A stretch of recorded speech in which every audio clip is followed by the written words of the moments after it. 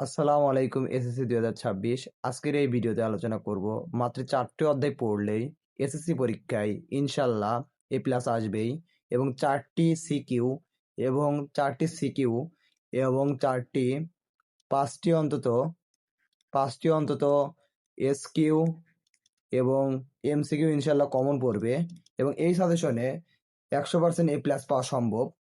আমরা 20 দিনেই এই সাজেশনটা যদি কভার করতে পারি তাহলে অবশ্যই এ প্লাস আসবে ইনশাল্লাহ। আমরা যে পদ্ধতি বলবো সেটি হচ্ছে, প্রথমে আমাদের পড়তে হবে সপ্তম অধ্যায়। ফার্স্টেই আমাদের সপ্তম অধ্যায়টা পড়তে হবে। এই সপ্তম অধ্যায়টা যদি আমরা পড়ি তাহলে এটা তুলনামূলক অনেক একটা সহজ চ্যাপ্টার। এই চ্যাপ্টার আমরা তরঙ্গের কয়েকটা সূত্র পড়লেই হয়ে যাবে এবং এখান থেকে সিকিউ একটা মাস্ট আসবেই ইনশাল্লাহ। এবং আমরা যদি অষ্টম অধ্যায়ের কথা বলি, অষ্টম অধ্যায়েও এখান থেকে একটি এসকিউ সিকিউ আসবেই ইনশাল্লাহ।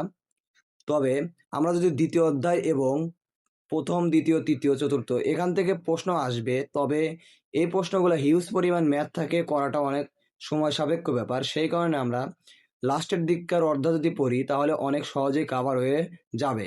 অর্থাৎ সপ্তম অধ্যায় পড়তে হবে, অষ্টম অধ্যায়। তারপরে যেটা আমাদের পড়তে হবে সেটা হচ্ছে দশম অধ্যায়, স্থির তড়িতের একটা চ্যাপ্টার। এখান থেকে একটা এবার এসকিউ এবং সিকিউ ইনশাল্লাহ কমন পাওয়া যাবেই।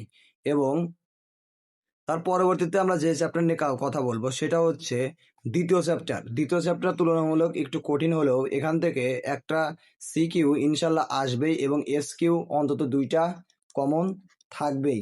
এবং আমরা এমসিকিউর জন্য যে কাজটা করতে পারি, যে কাজটা করব, আমরা বোর্ডের যে সকল কোশ্চেনগুলো আছে, যে অনেকবার রিপিট হয়েছে এবং যেগুলো অনেক বারবার এসেছে, সেইগুলো আমরা বেশি করে প্রতিটা চ্যাপ্টার থেকে করার চেষ্টা করব। যদি আমরা লিখিত পরীক্ষায় 40-এর মধ্যে 4টা সৃজনশীলের মধ্যে যদি আমরা 35, ধরো যে আমরা 34 পেলাম এবং এই 4টা অধ্যায় ভালো করে পড়লে ইনশাল্লাহ 34, 40-এ 34 ইনশাল্লাহ কোনো ব্যাপার না। এবং শর্ট কোশ্চেন 5টার মধ্যে 10 মার্কের মধ্যে অবশ্যই আমরা 6টি মার্ক যদি পাই তাহলে পরে আমাদের হয়ে যাবে 40 মার্ক।